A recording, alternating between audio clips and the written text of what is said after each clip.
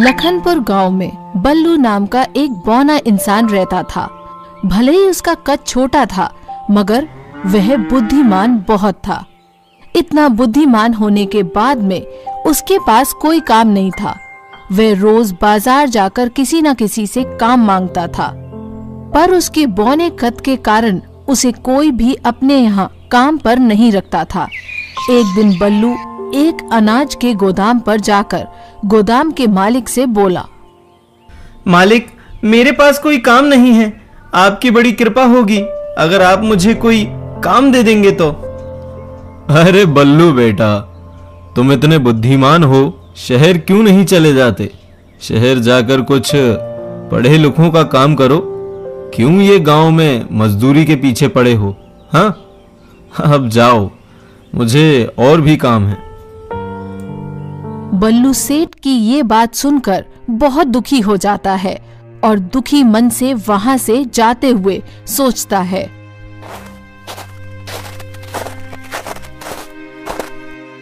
मुझे पता है ये सभी लोग मेरे बौने कद की वजह से मुझे काम पर नहीं रख रहे, लेकिन एक दिन मैं इन सभी लोगों को बता दूंगा कि आखिर मैं क्या चीज हूं।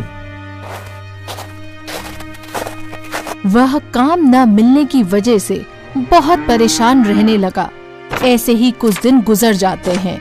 एक दिन उसकी पत्नी बबीता उसके पास जाकर बोलती है, अजी सुनते हो, आपको कुछ काम नहीं मिल रहा और आप घर पर फ्री रहते हो। आप ऐसा क्यों नहीं करते हो, महाराज के पास जाकर उनसे विनती करके काम मांग लो। क्या पता वो राजमहल में आपको नौकरी दे दे। मैं भी यही सोच रहा था कि मैं एक बार महाराज के पास जाकर उनसे काम मांग लूं, पर मुझे ये डर लगता है कि कहीं महाराज ने भी मेरे कद की वजह से अगर मुझे कोई काम नहीं दिया तो मैं क्या करूंगा। अरे आप इतना ना सोचिए जी, आप एक बार वहां जाकर तो देखिए, क्या पता आपके लायक कोई काम मिल जाए। ठीक है, तुम इतना कह रही हो तो मैं अभी महाराज के पास चला जाता हूँ।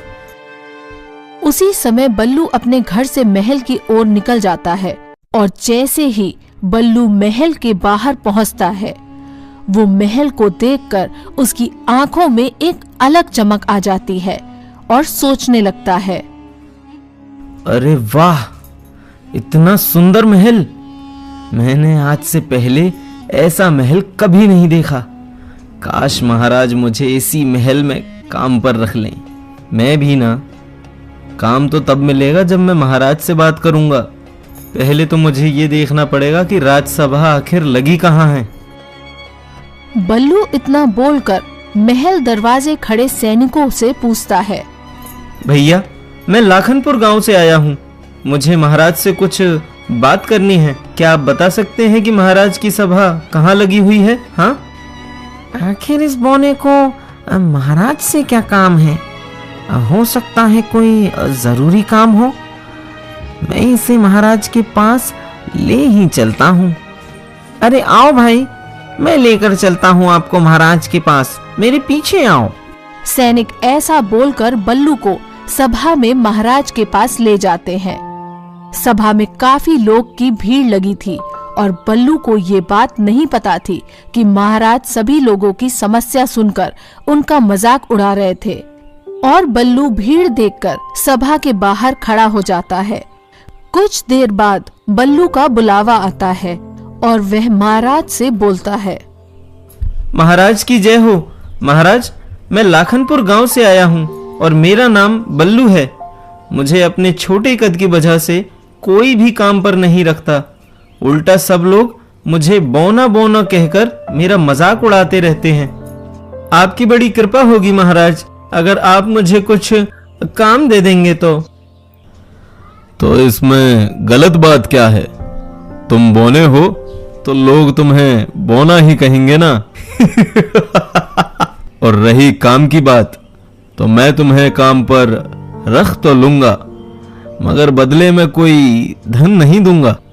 ये क्या महाराज, बिना धन मिले मैं कैसे अपना गुजारा कर पाऊंगा? आप ही बताइए। तुम मेरे दिए हुए काम को मना कर कर मेरा अपमान कर रहे हो। शायद तुम्हें मेरा नाम नहीं पता। मेरा नाम है चतुर सिंह। सैनिकों, इस मूर्ख को बंदी बनाकर 15 दिनों तक काल कोठरी में बंद कर दिया जाए।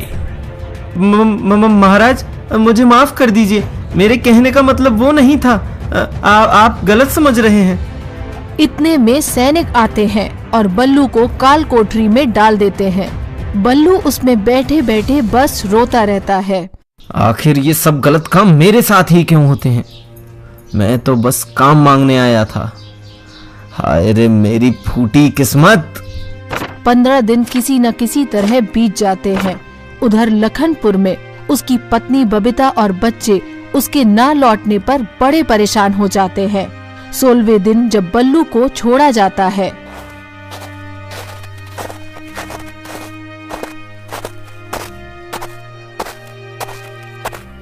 अब मैं शांत नहीं रहूंगा। इन सभी को सबक सिखा कर ही रहूंगा। अगर इस चतुर सिंह के बच्चे को सिंहासन से नहीं उतारा ना, तो मेरा नाम भी बल्लू नहीं।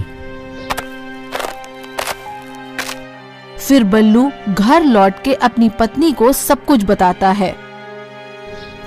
अब मैंने ठान लिया है कि मुझे उन लोगों को सबक सिखाना है जिन्होंने मुझे काम नहीं दिया और ऊपर से मुझे नाकारा समझते हैं। सबक सिखाने में आपका पूरा साथ दूंगी, पर ध्यान रहे कि कुछ गड़बड़ ना होने पाए, क्योंकि हम सीधा राजा से बैर ले रहे हैं।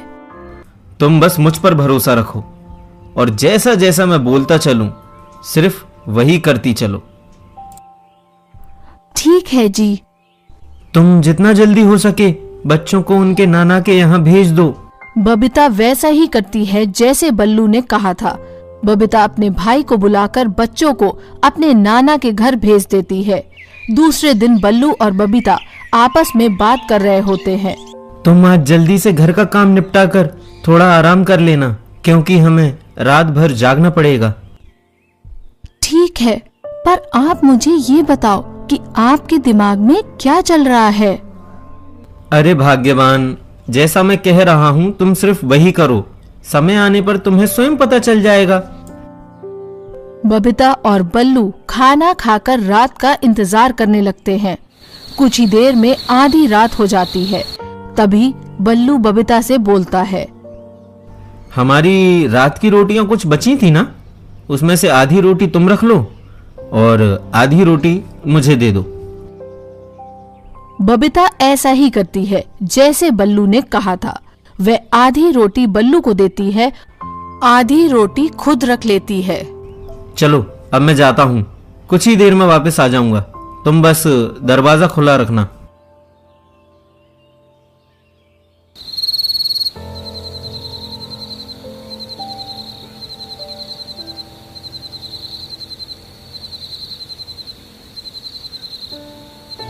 कुछ ही देर में बल्लू धनी राम सेठ के घर के बाहर पहुंच जाता है और धनी राम सेठ के पालतू कुत्ते को आधी रोटी डाल देता है और कुत्ता रोटी खाने लगता है।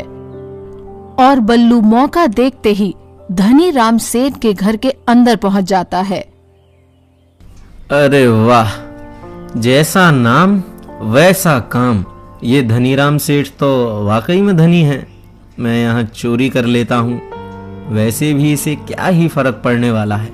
बल्लू सेठ के यहाँ से काफी धन चुरा लेता है और सेठ के पालतू कुत्ते को बची हुई आधी रोटी डाल देता है, जिससे कि कुत्ता उसको वहाँ से जाने देता है और घर पहुंचकर अपनी पत्नी से बोलता है, अब तुम जल्दी से बिरजू के घर पर जाओ और उसकी दोनों बकरियों को लेकर आओ। आगे का काम मैं बाद में बताता हूँ। ठीक है, मैं अभी जाती हूँ। ऐसा कहकर बबीता बिरजू की बकरियों को आधी आधी रोटी डालकर उनको अपने साथ ले आती है। तभी बल्लू बोलता है, अब मैं तुम्हारे मायके जा रहा हूँ। इन बकरियों को वहीं मेले में बेच दूंगा। अगर कोई मेरे बारे में पूछे तो बोल देना कि तुम्हारी माँ की तबीयत खराब है और मैं उनसे मिलने गया हूँ।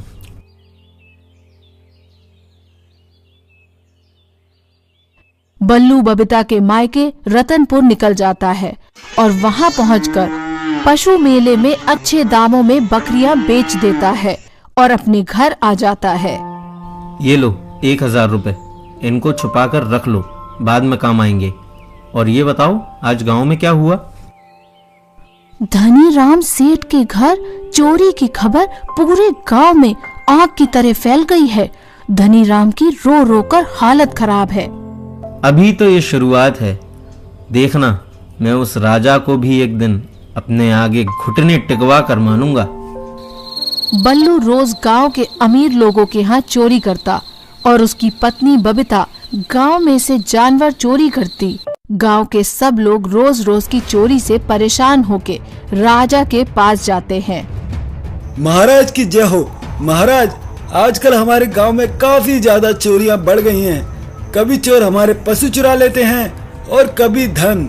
अगर ऐसा ही चलता रहा तो हम बर्बाद हो जाएंगे महाराज, और हम आपको कर भी नहीं दे पाएंगे फिर। हमारे होते हुए हमारे राज्य में चोरी? तुम सब बेफिक्र होकर घर जाओ, बाकी हम देख लेंगे। गांव के लोगों के जाने के बाद राजा अपने मंत्री को बुलाते हैं और उनसे कहते हैं, मंत्री, तुम्हें क्या लगता है, धन और पशु चोरी होने से क्या हमें कोई नुकसान है? महाराज, हमें फायदा तो नहीं, मगर नुकसान जरूर हो जाएगा, क्योंकि इन गांव वालों के पास अगर पशु ही नहीं होंगे तो ये हमें कर कैसे देंगे? मंत्री, जाकर ये देखो कि ये पशु कहाँ जा रहे हैं और कौन है वो दुष्ट जो धन की चोरी कर रहा है। महाराज, मेरे पास एक उपाय है पशु की चोरी रोकने के लिए। क्यों ना हम गांव के बीच में एक बाड़ा बनवा दें और वहां एक चौकीदार तैनात कर दें जो वहीं का रहने वाला हो। पशु रक्षा भी होती रहेगी और चौकीदार महीने के अंत में पशुपालकों से कर लेकर हमें देता रहेगा। मंत्री, मुझे तुम्हारा ये उपाय पसंद आया। अब जाओ, जाकर गांव में ये बात फैला दो। राजा ने गांव में यही आदेश पहुंचा दिया, जिसको भी चौकीदार बनना है उसको अपना नाम सरपंच के पास लिखवाना होगा। सुनो सुनो सुनो, जिसको भी चौकीदार बनना है वो जल्दी ही सरपंच के पास अपना नाम लिखवा दे। बल्लू भी अपना नाम लिखवाने जाता है।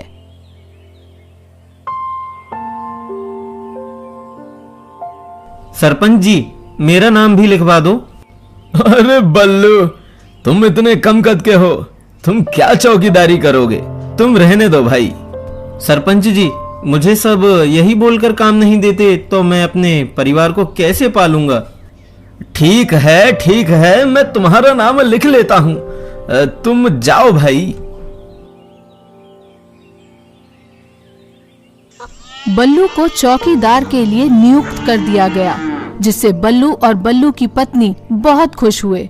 बल्लू के मन में अभी भी राजा को कैसे सबक सिखाऊं यही चल रहा था। बल्लू गांव वालों से जो चारा लाता उसमें से कुछ पशुओं को खिलाता और कुछ दूसरे गांव में बेच देता। तुमको गाय के लिए चारा चाहिए? हाँ भैया, चाहिए तो ऐसा करो, तुम बाजार से कम दाम में मुझसे ही चारा ले लो। ठीक है भैया, दे दो। बल्लू हर रोज किसी न किसी को सस्ते दाम में चारा बेचकर घर आ जाता। एक दिन, मैं जो पैसे तुमको देता हूँ तुम उनमें से कुछ पैसे निकाल लिया करो। पर किसी दिन राजा को शक हुआ और उसने हमारे घर की जांच की और उसको सच पता चल गया तो? ऐसा कुछ नहीं होगा, राजा को कुछ नहीं पता चलेगा। तुम इस धन को मुझे एक पोटली में रख कर दे दो। जो पशुपालकों से कर के रूप में कुछ धन मिलता, उसमें से बल्लू कुछ धन अपने पास रख लेता और बाकी राजा के पास जमा करने चला जाता था। बल्लू ने पशु कर से जो पैसे बचाए थे उनको पशुओं के बाड़े में छुपा देता था। ऐसे ही कुछ महीने गुजर जाते हैं। बल्लू हर महीने थोड़ा थोड़ा धन कम करके राजकोष में जमा कराता था। एक कर जमा करने वाला बल्लू से बोलता है, बल्लू भाई, तुम्हारे गांव से आने वाला पशु कर दिन ब दिन कम क्यों होता जा रहा है? आखिर कर क्या रहे हो तुम? मुझे जितना भी धन मिलता है मैं आपको दे जाता हूँ और मुझे कुछ नहीं पता। ये बात राजा सुन लेता है और गुस्से में बोलता है। इसको अभी पकड़ लो और जांच करो। अगर इसका गुनाह साबित हो जाता है तो मैं इसको मृत्यु दंड दूंगा। महाराज, मुझे सफाई का एक मौका तो दीजिए जिससे मैं साबित कर सकूं कि मैं निर्दोष हूं। रुकिए महाराज, हमें इसकी बात सुन लेनी चाहिए। हाँ बोलो, आखिर तुम क्या कहना चाहते हो? महाराज, मेरी बात रखने से पहले मेरी एक शर्त है। बोलो, क्या शर्त है? महाराज, अगर मैं बेकसूर निकला तो आप मुझे एक दिन का राजा बना दोगे? राजा को अपने ऊपर बहुत घमंड था।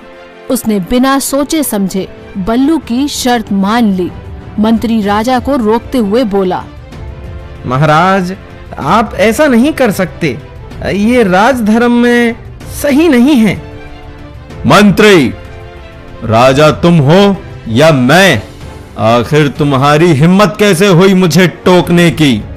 माफ कीजिए महाराज। मंत्री इतना बोलकर चुपचाप वहीं खड़ा रहता है। बल्लू, अब तुम मुझे सिद्ध करो कि तुमने धन को चुराया है या नहीं। महाराज, मैंने कोई धन नहीं चुराया। अगर आपको मुझे सजा देनी होगी तो आप मुझ पर आरोप भी लगा देंगे। अगर ऐसा है तो इसका फैसला हमारे राज्य के तीनों मंत्री करेंगे।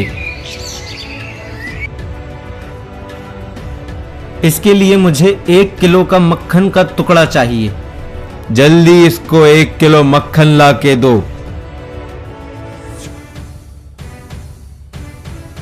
बल्लू के हाथ में 1 किलो मक्खन दिया जाता है, जिसको बल्लू मक्खन का टुकड़ा अपने हाथों से पहले मंत्री को देता है।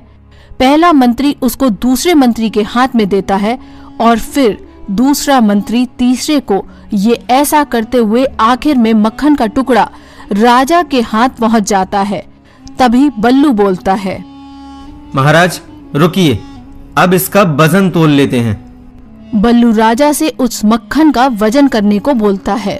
मक्खन वजन में काफी कम हो जाता है।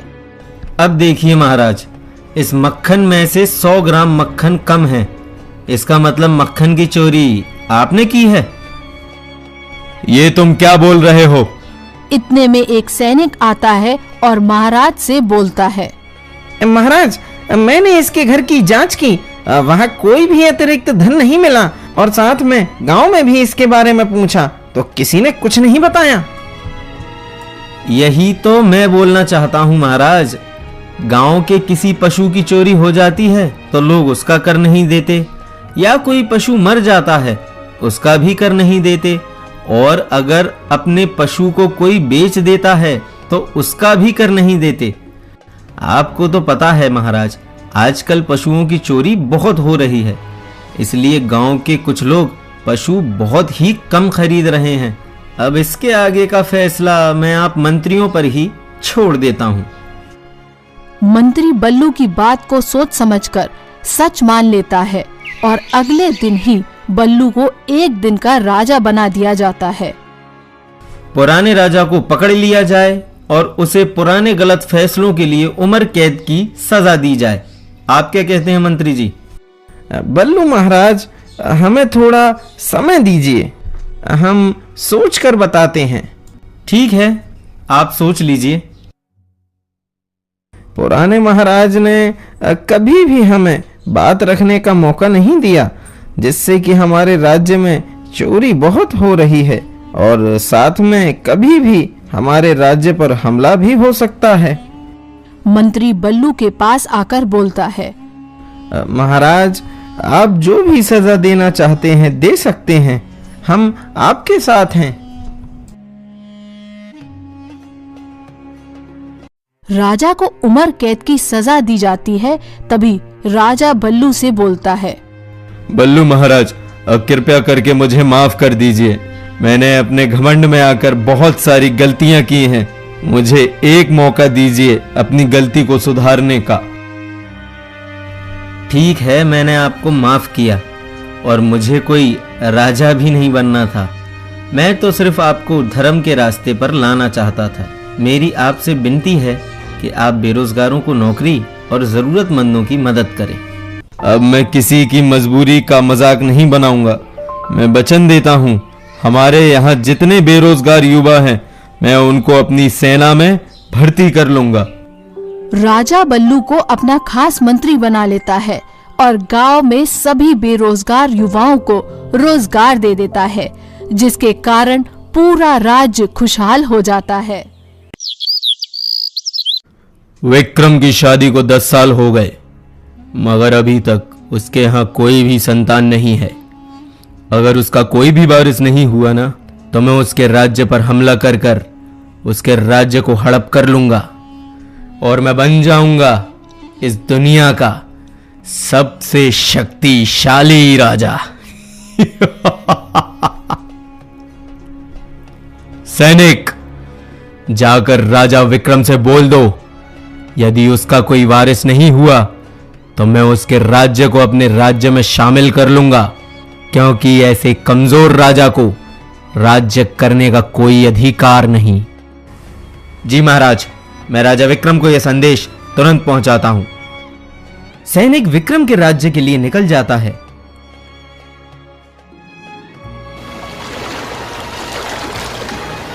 और कुछ ही देर में महाराज विक्रम के दरबार में पहुंचकर महाराज विक्रम से बोलता है, महाराज विक्रम की जय हो। महाराज, मुझे राजा रवि कुमार ने आपको ये संदेश देने के लिए भेजा है।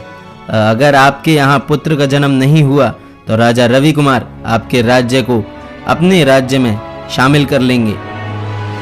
सैनिक, तुम भी मेरा यह संदेश रवि कुमार को दे देना कि मेरे यहाँ पुत्र जरूर होगा। रवि कुमार का यह सपना मैं कभी पूरा नहीं होने दूंगा। जाओ। सैनिक दरबार से चला जाता है और सैनिक के जाते ही विक्रम अपनी पत्नी के पास जाकर बड़े ही चिंतित भाव में कहता है, महारानी, मुझे हमेशा से एक चिंता लगी रहती है। अगर हमारे यहाँ पुत्र नहीं हुआ तो पड़ोसी राज्य का राजा रवि कुमार हमारे राज्य को हड़प कर लेगा। महाराज, ये तो भगवान के हाथों में है। वो हमें पुत्र दे या पुत्री, हमें उसे स्वीकार करना ही पड़ेगा। आखिरकार कितने सालों बाद हमारे यहाँ संतान होने वाली है। रानी, मैं तुमको साफ साफ बता देता हूँ, अगर पुत्री हुई तो मैं उसको मौत के घाट उतार दूंगा। हाँ, मुझे सिर्फ पुत्र चाहिए, सिर्फ पुत्र। राजा ये बोलकर वहां से चले जाते हैं। 9 महीने बीत जाते हैं और रानी एक सुंदर पुत्री को जन्म देती है। इस बात की खबर राजा को पता चल जाती है और राजा बड़े ही क्रोध में रानी के पास आते हैं। ये नहीं हो सकता, तुमने पुत्री को जन्म दिया। लाओ, इसे मुझे दो, मैं इसे मौत के घाट उतार देता हूँ। महाराज, आप मेरी पुत्री को नहीं मार सकते। इतने सालों बाद तो भगवान ने मेरी गोद भरी है। आप फिर से उसे उजाड़ना चाहते हो महाराज? मेरी बच्ची को छोड़ दो महाराज। तुम्हारी हिम्मत कैसे हुई मुझे रोकने की? अगर तुमने फिर से मुझे रोका तो इसके साथ साथ मैं तुम्हारे भी प्राण ले लूंगा। राजा इतना बोलकर जंगल के लिए निकल जाता है। कुछ देर में राजा जंगल पहुंच जाता है। मैंने सुना है इस जंगल में काफी खूंखार शेर रहते हैं। मैं इसको यहीं छोड़कर चला जाता हूँ। बाकी का काम वो शेर खुद कर देंगे। राजा ये बोलकर पुत्री को वहीं छोड़ के चला जाता है। कुछ देर बाद वहां से एक शेर जा रहा होता है और उसकी नजर राजकुमारी पर पड़ती है और वो उसके पास आ जाता है। अरे, ये इंसान का बच्चा इस भयानक जंगल में क्या कर रहा है? जरूर कोई इसके प्राण लेना चाहता था, तभी इस जंगल में इसको छोड़कर चला गया। अगर मैंने इसको खाया तो भगवान मुझे माफ नहीं करेंगे और मैं इसको यहाँ अकेले छोड़ भी नहीं सकता। शेर राजकुमारी को अपने साथ ले जाता है और उसकी देखभाल करने लगता है। कुछ सालों बाद राजकुमारी बहुत बड़ी हो जाती हैं और जंगल में शेर के साथ रहने की वजह से उसमें भी शेर जैसी ताकत आ जाती है और राजा विक्रम का पुत्र भी बड़ा हो जाता है। और वहीं दूसरी तरफ राजा रवि कुमार अपने मंत्री को बुलाते हैं और उनसे कहते हैं,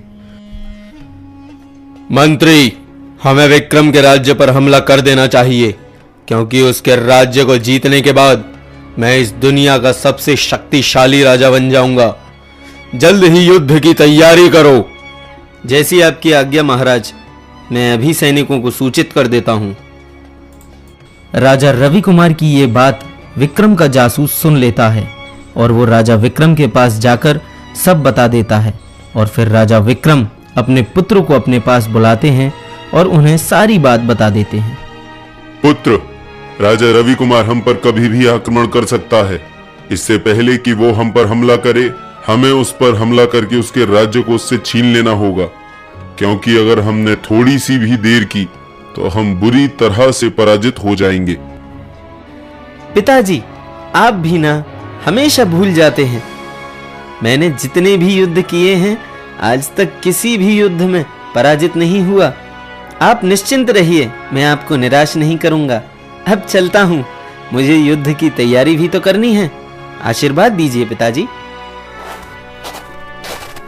अगले दिन राजकुमार युद्ध के लिए चला जाता है, पर युद्ध में उसकी मृत्यु हो जाती है और दुश्मन महाराज रवि कुमार विक्रम के राज्य को अपना गुलाम बना लेते हैं। जैसे तैसे महाराजा विक्रम वहां से भागकर अपनी जान को बचा लेते हैं। उस रवि कुमार ने मेरे बेटे को मारकर मेरा राज्य मुझसे छीन लिया। मैं उससे बदला जरूर लूंगा, लेकिन उससे पहले मुझे कहीं छुपना पड़ेगा, क्योंकि उसके सैनिक मुझे ढूंढते हुए इसी तरफ आ रहे होंगे। तभी राजा विक्रम को रवि कुमार के सैनिक देख लेते हैं। राजा विक्रम, कहां तक भागोगे? अब तुम बचकर नहीं जा सकते। अब तुम्हारा अंतिम समय आ गया है। जैसे ही सैनिक राजा को मारने के लिए आगे बढ़ते हैं, तभी वहां पर राजकुमारी आ जाती है और वो सैनिकों को बुरी तरह से मारकर वहां से भगा देती है। आप ठीक तो हैं?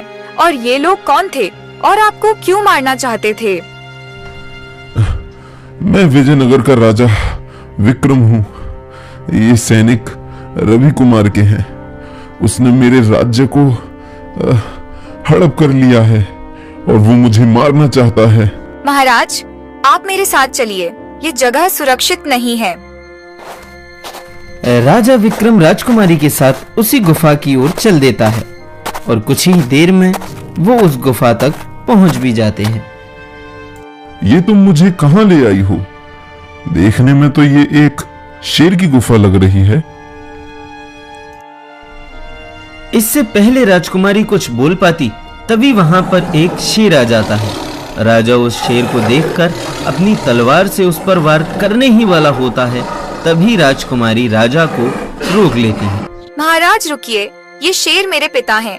ये आपको कोई नुकसान नहीं पहुंचाएंगे। आप शांत हो जाइए महाराज। ये कैसे हो सकता है? तुम एक मानव हो और ये एक शेर, तो ये तुम्हारा पिता कैसे हुआ? मुझे जरा साफ साफ बताओ।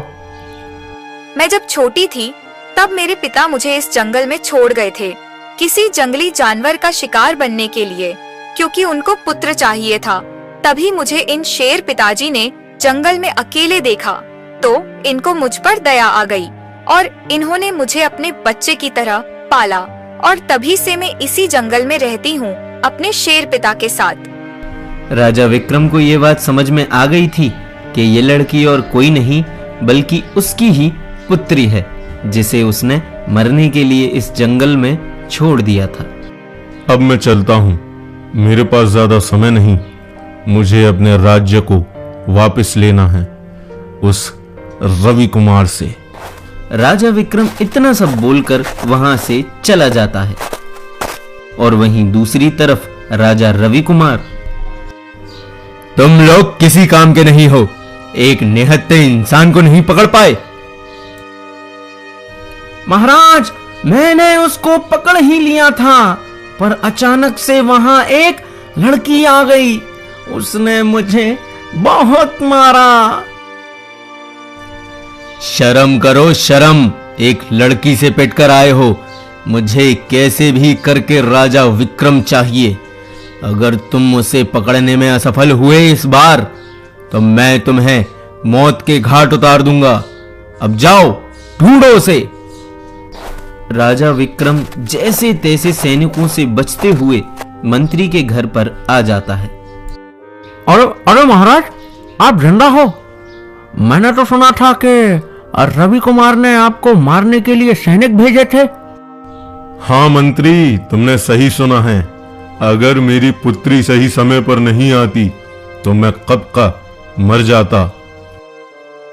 माफ करना महाराज, मगर आपने तो अपनी पुत्री को स्वयं अपने हाथों से मारा था। फिर ये कैसे संभव हो सकता है? राजा विक्रम मंत्री को जंगल में हुई सभी घटना के बारे में बता देता है। तभी वहां पर राजा रवि कुमार के सैनिक आ जाते हैं और वो राजा विक्रम और मंत्री को पकड़कर रवि कुमार के पास ले जाते हैं। राजा विक्रम, आओ। आखिर तुम मेरे हाथ लग ही गए। काफी परेशान किया तुमने मुझे। अब मैं तुम्हें मार के इस राज्य का महाराजा बन जाऊंगा, मगर उससे पहले मैं उस लड़की को मारूंगा जिसने तुम्हारी जान बचाई है। सैनिकों, जाओ उसको बंदी बनाकर मेरे सामने ले आओ। रवि कुमार के सैनिक राजकुमारी को भी पकड़कर रवि कुमार के सामने ले आते हैं। तभी राजा विक्रम बोलते हैं, रवि कुमार, तुम्हारी दुश्मनी मुझसे है। इस लड़की को जाने दो। तुम मेरे प्राण ले लो, लेकिन इसको कुछ मत करना। क्या ये वही राजा विक्रम है जिसने अपनी पुत्री को जंगल में छोड़ दिया था मरने के लिए, और आज ये इस अनजान लड़की की जान बचाने के लिए अपनी जान देने की बात कर रहा है? हाँ महाराज, ये लड़की और कोई नहीं, राजा विक्रम की पुत्री और इस राज्य की राजकुमारी है, जिसको राजा विक्रम एक भयानक जंगल में छोड़कर आ गया था और वहां इसकी जान एक शेर ने बचा ली थी। क्या ये सच है? मैं आपकी पुत्री हूँ। मुझे माफ करना पुत्री, मैंने तुम्हारे साथ अच्छा नहीं किया। रवि कुमार, मेरी बेटी को जाने दो।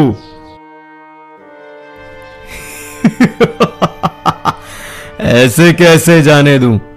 अब मैं इसको अपनी नौकरानी बनाकर रखूंगा, वो भी जीवन भर। तभी वहां जोर से एक तेज आवाज आती है और देखते ही देखते वहां बहुत सारे शेर आ जाते हैं और राजा विक्रम और राजकुमारी को छुड़ा लेता है। लगता है तुम्हारी मृत्यु मेरे ही हाथ से लिखी गई है विक्रम। रवि कुमार और विक्रम के बीच युद्ध होने लगता है और काफी देर लड़ाई चलती रहती है।